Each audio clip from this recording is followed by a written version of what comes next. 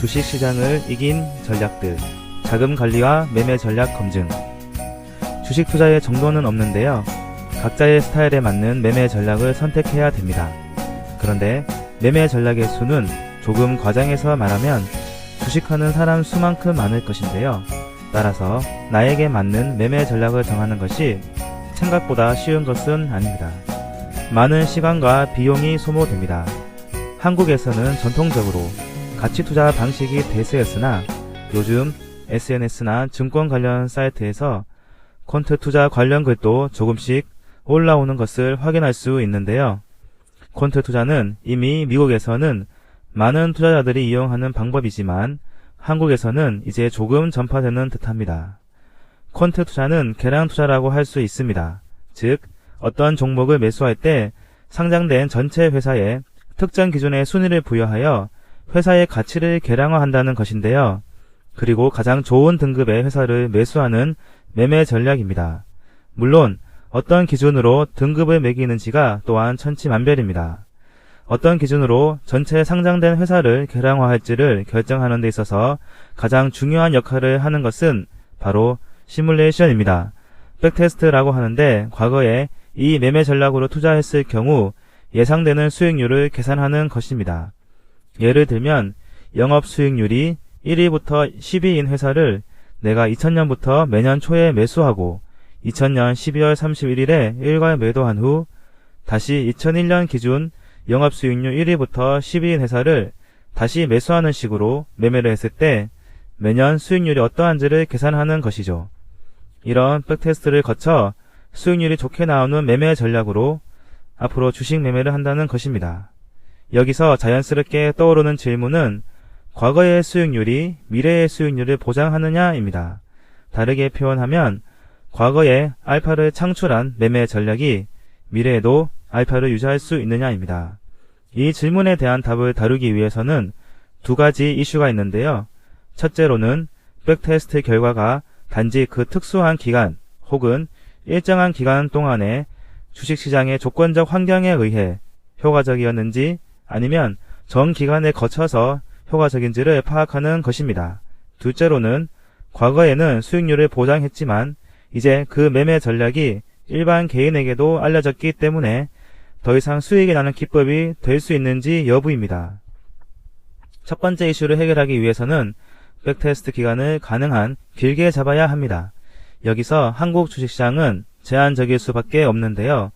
미국 시장은 50년, 60년 길게 잡고 백테스트가 가능하지만 한국 시장은 20년 이상 백테스트 하는 것이 쉽지 않기 때문입니다. 실제로 20년 이상 한국 시장을 대상으로 백테스트 한 자료를 찾기는 쉽지 않습니다. 그에 반해 미국 시장을 대상으로 한 책은 수십 년을 백테스트한 결과들을 쉽게 볼 수 있습니다.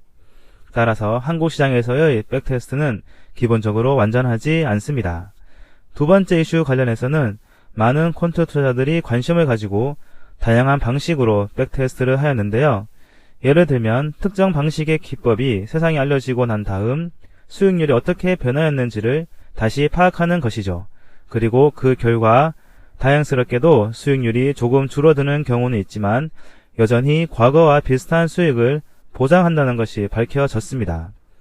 퀀트 투자는 여러 장점을 가지고 있는데 무엇보다 백테스트를 통해 투자자는 기법에 확신을 가질 수 있습니다.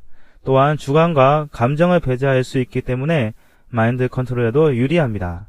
문제는 회사를 계량화하다 보면 듣보잡인 회사들이 필터링 될 수 있다는 것인데요. 처음 들어보는 조그마한 회사에 내 돈을 투자할 수 있을까요? 그래서 20에서 30개의 회사에 분산 투자하라고 조언합니다.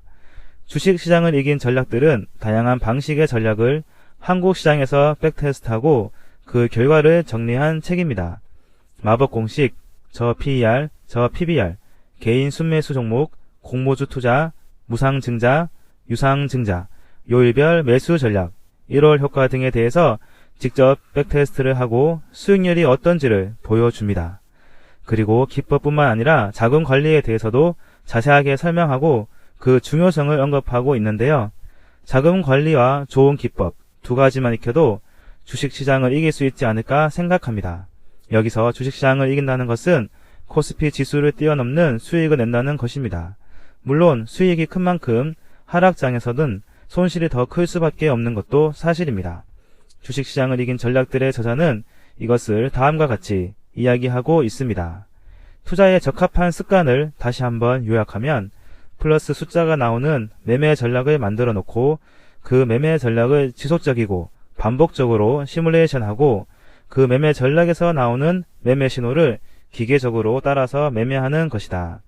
특히 저자는 자금 관리에 대해서 이야기하며 몇 함수 법칙을 설명하는데요.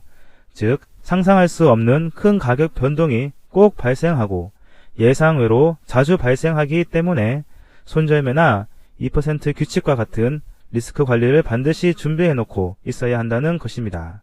아무리 좋은 기법이라도 예측할 수 없는 시장의 리스크에 대비해야 합니다. 미국의 월드 트레이드 센터가 테러에 의해 무너질 줄 누가 예상했겠으며 미국의 금융위기가 언제 올지 누가 알았겠습니까? 따라서 투자자는 자신의 기법에 대한 확신과 긍정적인 마음을 가지는 동시에 항상 최악의 상황을 가정하고 어떻게 손실을 최소화할지를 늘 염두에 두어야 합니다. 마지막으로 저자의 자금 관리에 대한 생각이 잘 정리된 글을 소개하겠습니다. 다양한 방식의 투자에 따른 백테스트 결과는 책과 그의 블로그를 참조하길 바랍니다.